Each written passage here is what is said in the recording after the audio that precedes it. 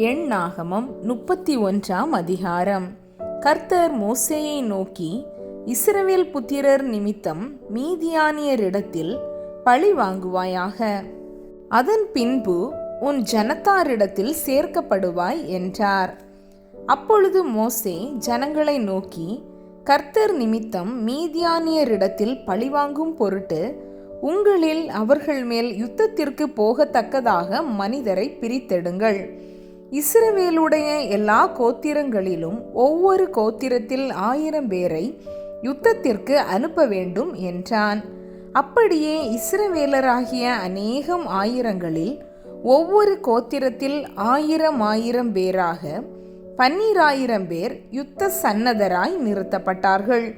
மோசே அவர்களையும் ஆசாரியனாகிய எலெயாசாரின் குமாரன் பினெகாசையும் யுத்தத்திற்கு அனுப்புகையில் அவன் கையிலே பரிசுத்த தட்டு முட்டுகளையும் தொனிக்கும் பூரிகைகளையும் கொடுத்து அனுப்பினான். கர்த்தர் மோசேக்கு கட்டளையிட்டபடியே அவர்கள் மீதியானியருடன் யுத்தம் பண்ணி புருஷர்கள் யாவரையும் கொன்று போட்டார்கள். அவர்களை கொன்று போட்டதும் அன்றி மீதியானியரின் 5 ராஜாக்களாகிய ஏவி, ரேகேம், சூர், ஊர், ரேபா என்பவர்களையும் கொன்று போட்டார்கள். பேயோரின் குமாரனாகிய பிலேயாமையும் பட்டயத்தினாலே கொன்று போட்டார்கள். அன்றியும் இஸ்ரவேல் புத்திரர் மீதியானியரின் ஸ்திரீகளையும் குழந்தைகளையும் சிறைப்பிடித்து அவர்களுடைய மிருக ஜீவன்களாகிய ஆடு மாடுகள் யாவையும் மற்ற ஆஸ்திகள் யாவையும் கொள்ளையிட்டு அவர்கள் குடியிருந்த ஊர்கள் கோட்டைகள் யாவையும் அக்கினியால் சுட்டெரித்து தாங்கள் கொள்ளையிட்ட பொருளையும் தாங்கள் பிடித்த நரஜீவன் மிருகஜீவன் அனைத்தையும் சேர்த்து சிறைப்பிடிக்கப்பட்ட மனிதரையும் மிருகங்களையும் கொள்ளையிட்ட பொருள்களையும் எரிகோவின் அருகேயுள்ள யோர்தானுக்கு இக்கரையில் மோவாபின் சமனான வெளிகளிலுள்ள பாளையத்தில் இருந்த மோசேயின் இடத்துக்கும் ஆசாரியனாகிய எலெயாசாரின் இடத்துக்கும் இஸ்ரவேல் புத்திரராகிய சபையாரிடத்துக்கும் கொண்டு வந்தார்கள். மோசேயும் ஆசாரியனாகிய எலெயாசாரும் சபையின் பிரபுக்கள் எல்லாரும் அவர்களை சந்திக்க பாளையத்திற்கு வெளியே புறப்பட்டு போனார்கள்.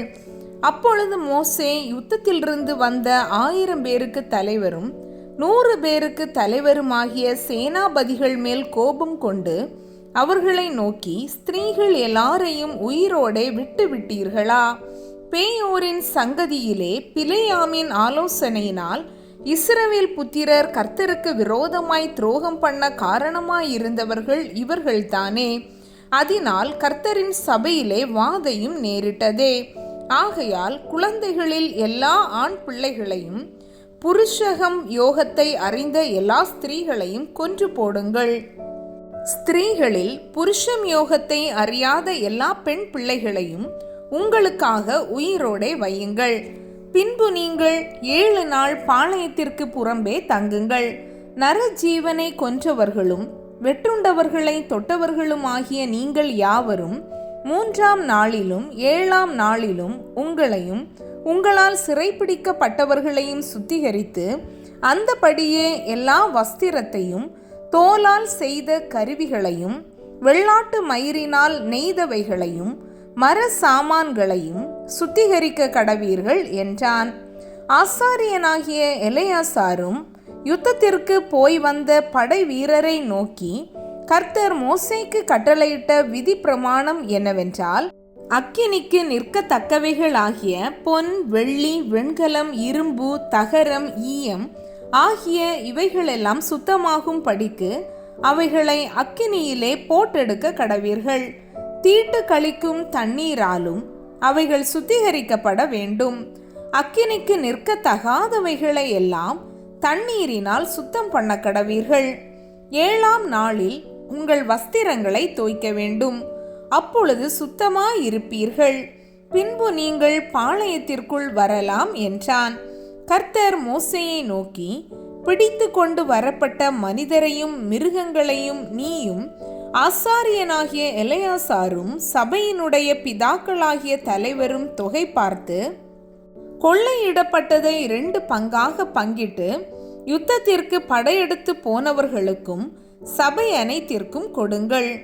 மேலும் யுத்தத்திற்கு போன படை வீரரிடத்தில் கர்த்தருக்காக மனிதரிலும் மாடுகளிலும் கழுதைகளிலும் ஆடுகளிலும் 500ற்கு ஒரு பிராணி வீதமாக பகுதி வாங்கி அவர்களுடைய பாதி பங்கில் எடுத்து கர்த்தருக்கு ஏறெடுத்து படைக்கும் படைப்பாக ஆசாரியனாகிய எலெயாசாருக்கு கொடுக்க வேண்டும்.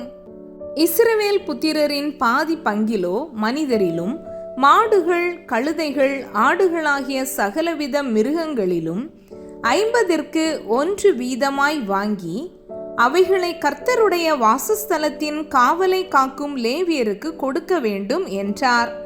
கர்த்தர் மோசேக்கு கட்டளையிட்டபடியே மோசேயும் ஆசாரியனாகிய எலெயாசாரும் செய்தார்கள். படை வீரர் கொள்ளையிட்ட பொருளில் 6,75,000 ஆடுகளும் 72,000 மாடுகளும் 61,000 கழுதைகளும் மீதியாய் இருந்தது. புருஷகம் யோகத்தை அறியாத ஸ்திரீகளில் 32,000 பேர் இருந்தார்கள். யுத்தம் செய்ய போனவர்களுக்கு கிடைத்த பாதி பங்கின் தொகையாவது: ஆடுகள் 3,37,500. இந்த ஆடுகளிலே கர்த்தருக்கு பகுதியாக வந்தது 675. மாடுகள் 36,000. அவைகளில் கர்த்தருக்கு பகுதியாக வந்தது 72. கழுதைகள் 30,500. அவைகளில் கர்த்தருக்கு பகுதியாக வந்தது 61. நரஜீவன்கள் 16,000 பேர். அவர்களில் கர்த்தருக்கு பகுதியாக வந்தவர்கள் 32 பேர். கர்த்தருக்கு ஏறெடுத்து படைக்கும் அந்த பகுதியை மோசே கர்த்தர் தனக்கு கட்டளையிட்டபடியே ஆசாரியனாகிய எலெயாசாரிடத்தில் கொடுத்தான். யுத்தம் பண்ணின பேர்களுக்கும் இஸ்ரவேல் புத்திரருக்கும் மோசே பாதி பாதியாக பங்கிட்டதின் படியே சபையாருக்கு வந்த பாதி பங்காவது: ஆடுகளில் 3,37,500, மாடுகளில் 36,000, கழுதைகளில் 30,500, நர ஜீவன்களில் 10,000 பேருமே. இஸ்ரவேல் புத்திரரின் பாதி பங்குக்கு வந்த இந்த நர ஜீவன்களிலும் மிருகங்களிலும் மோசே 50க்கு 1 வீதமாக எடுத்து அவைகளை கர்த்தர் தனக்கு கட்டளையிட்டபடியே கர்த்தருடைய வாசஸ்தலத்தின் காவலை காக்கிற லேவியருக்கு கொடுத்தான். பின்பு 1000 பேருக்கு தலைவரும் 100 பேருக்கு தலைவருமான சேனாபதிகள் மோசேயினிடத்தில் வந்து, உமது ஊழியக்காரராகிய நாங்கள் எங்கள் கையின் கீழ் இருக்கிற யுத்த மனிதரை தொகை பார்த்தோம். அவர்களுக்குள்ளே ஒரு ஆளும் குறையவில்லை. ஆகையால் கர்த்தருடைய சந்நிதியில் எங்கள் ஆத்துமாக்களுக்காக பாவ நிவிர்த்தி செய்யும் பொருட்டு எங்களுக்கு கிடைத்த பொற்பணிகளாகிய பாதரசங்களையும் அஸ்த கடகங்களையும் மோதிரங்களையும் காதணிகளையும் காப்புகளையும் கர்த்தருக்கு காணிக்கையாக கொண்டு வந்தோம் என்றார்கள். அப்பொழுது மோசேயும் ஆசாரியனாகிய எலெயாசாரும் சகலவித வேலைப்பாடான பணிதிகளான அந்த பொன் ஆபரணங்களை அவர்களிடத்தில் வாங்கினார்கள். இப்படி 1000 பேருக்கு தலைவரானவர்களாலும் 100 பேருக்கு தலைவரானவர்களாலும் கர்த்தருக்கு ஏறெடுத்து படைக்கும் காணிக்கையாக செலுத்தப்பட்ட பொன் முழுவதிலும் 16,750 சேக்கல் நிறையா இருந்தது. யுத்தத்திற்கு போன மனிதர் ஒவ்வொருவரும் தங்கள் தங்களுக்காக கொள்ளையிட்டிருந்தார்கள். அந்த பொன்னை மோசேயும் ஆசாரியனாகிய எலெயாசாரும் 1000 பேருக்கு தலைவரானவர்களின் கையிலும் 100 பேருக்கு தலைவரானவர்களின் கையிலும் வாங்கி இஸ்ரவேல் புத்திரருக்கு ஞாபக குறியாக ஆசரிப்பு கூடாரத்திலே கர்த்தருடைய சந்நிதியில் கொண்டு வந்து வைத்தார்கள்.